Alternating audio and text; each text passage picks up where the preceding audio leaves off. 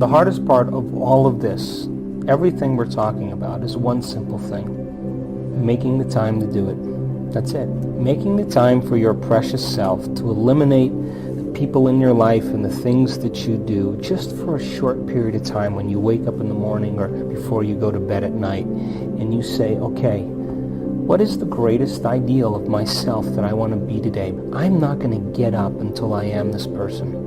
And you begin to wrestle with your limitations and overcome them. You know, there's so much talk in the United States about self-love. You know, people think self-love is getting a manicure or buying a sports car. That's not self-love. That's pleasure.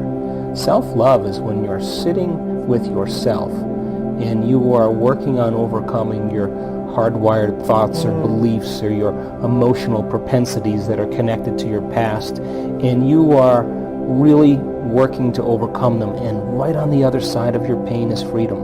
Right on the other side of your fear is courage. Right on the other side of your sadness is joy. It's the same energy, it's just trapped in the body. And when you stretch yourself past that point and you break free from the chains of those emotional addictions, the side effect of that is called joy. And the body is liberated from that level of mind. And when that happens, there's available energy to create with. And so when you break through that, you begin to love yourself. You begin to respect yourself. And you begin to love and respect others because you see yourself in them. And now that you're free from it, you can understand them with compassion without knee-jerking in the same way. The difficulty here is really making the time to do it. And if you began to think about a new way of being and you moved into a state where you said, I'm not going to get up until I am this person, and not only did you memorize it neurologically in your brain, but you allowed the thoughts that you were thinking to become the experience to the point that your body, as the unconscious mind, began to live in that future reality in the present moment. And when you got up, when mind and body were working together in that state of being, and you said, I'm going to maintain the state of being my entire day, and I don't care, bring on the challenges because I want to test my greatness. And you did that the entire day. The end of your day, when you finished your day, more than likely you'd have more energy than when you started. The literal translation of the word meditation in Tibetan means to become familiar with. The symbol means to become familiar with. So if you're becoming conscious of or familiar with your unconscious self, to the point you're so conscious of your unconscious thoughts, so familiar with your unconscious habits, and so aware of your emotions that you would never let them go by unnoticed by you. There's no chance for you to return back to the old self, to know thyself. And then if you became familiar with a new self, because you neurologically fired and wired it in your brain and you emotionally conditioned your body, and you were able to do it enough times, sooner or later it would get easier and it would become more familiar to you, and you would be able to move into that state of being. A new state of being is a new personality, and a new personality is a new personal reality. One of the things about substances is that it actually helps to change chemistry in the brain and body, so there becomes a chemical dependence on it at that point. But the person who wants to change has to want to change. That's the first element. In other words, no one can make you change, but you have to find it in you to really see if this is what you want to do. And I've studied people over the last 12 years. Why is it that one person, an old-timer, can look at his x-rays and see a spot on his lungs, and the doctor will say to him, hey, George, that's a spot on your lungs. It's nothing now, but if you keep smoking, it will be. And that guy just takes his cigarettes, throws them in the trash, and he's done the next day. He made the decision, and the decision was an experience, and it began to rewrite his chemistry and his biology. People then who actually want to make the decision to change have to make the decision with firm intention. Once you understand the how-to, that you can't use your conscious mind to do this, you have to move beyond the analytical mind. And when you understand brainwave patterns, and when you slip into a different state of mind, that it's easier to do it. Because most people then, 95% of who we are by the time we're 35 years old is a set of memorized habits and behaviors that become part of our identity or personality. So 5% of the conscious mind is trying to change 95% of what we've memorized, hardwired, become addicted to emotionally.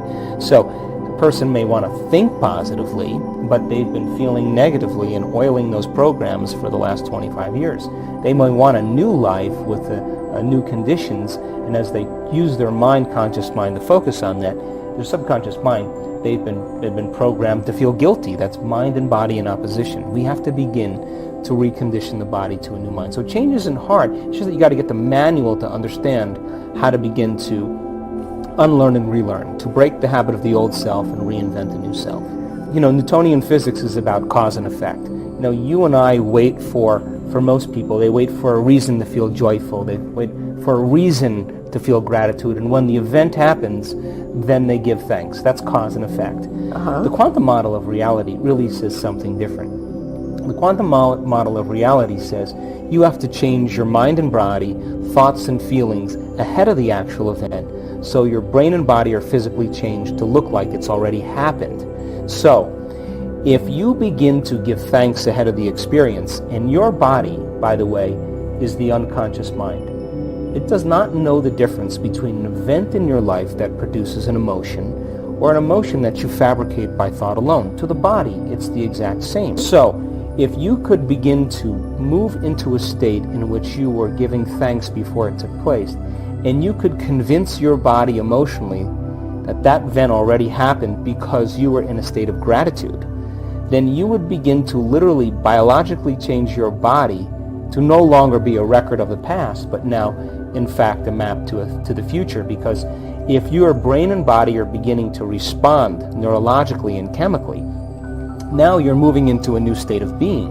And if you can get up in that state of being, then what you did inside of you should cause an effect outside of you. So the quantum model says then that we have to give thanks ahead of the event. We have to move into the state of joy and change our energy before it happens, so much so that we're not using our senses to determine reality any longer. So if we're living by the emotion of pessimism, right, or depression or sadness, or the emotion, which is connected to the past, is actually filtering your perception. In order for you to begin to see possibility, you got to look at the thoughts that are creating that pessimism, that are happening behind the scenes of your awareness. You got to look at your behaviors that demonstrate pessimism or unhappiness, and then you got to look at the other emotions that are, generated from pessimism. And when you can observe those programs, it means you're no longer the program, you're the consciousness observing the program. And if you can become so familiar with the way you think, act, and feel, so much so that they would never go by unnoticed by you, biologically and neurologically and chemically, you would begin to break the circuits in your brain that are connected to the old you, because nerve cells that no longer fire together no longer wire together. And if you no longer signal the same gene emotionally, because you're no longer allowing those emotions to be created in the body, and you begin to say, now, let me think about what joy looks like. Let me begin to demonstrate optimism.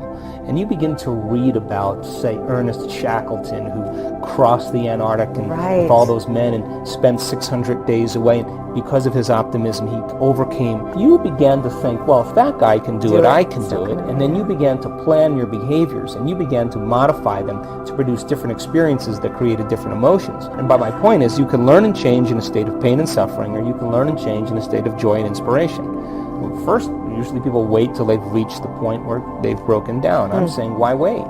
Right. Why not just do it? Most people, as I said earlier, are trying to create some type of change in their personal reality, but they're still the same personality. We have to become somebody else. So, if you were to sit down and you began to think about a new way of being, a new thought that would connect to a new emotion, that could drive you to plan a new behavior, and you reviewed that enough times, there's a good possibility that you would change your brain. And if you could get up as a different person than you sat down. So it's like this. Most people do a meditation, they have a great meditation, and then they spend the rest of the day in a state of judgment or stress. That's like eating an organic, healthy breakfast and then spending the rest of your day eating junk food. Right. The purpose of meditation is to prime the brain and body into a new state of being, to elevate your sense of self, so that the environment is no longer, you're not affected it. Actually, you've changed something inside of you, both neurologically and chemically, in mind and body, that now you're beginning to produce an effect in your environment. So I always recommend experiment in your reality. We are scientists in our life. Now, when you say, I move through my day with grace and ease and flow finds me and I live in no time and accomplish everything, there is a biological effect that's taking place in your body. And as you begin to feel like what that would feel like when mind and body are working together, now you get up in a state of being, because a state of being is when thoughts and feelings are aligned. Now, you have to practice that enough times so that it begins to become familiar to you. So listen, if I'm just a child of God and I'm practicing this and experimenting, I got to know that you're real. So listen, if you've been paying attention to my efforts, show me a sign, but don't show me a typical sign. Show me a sign that I could never predict, that surprises me, that leaves no doubt that what I did inside of me produced some result outside of me so that I'm inspired to do it again.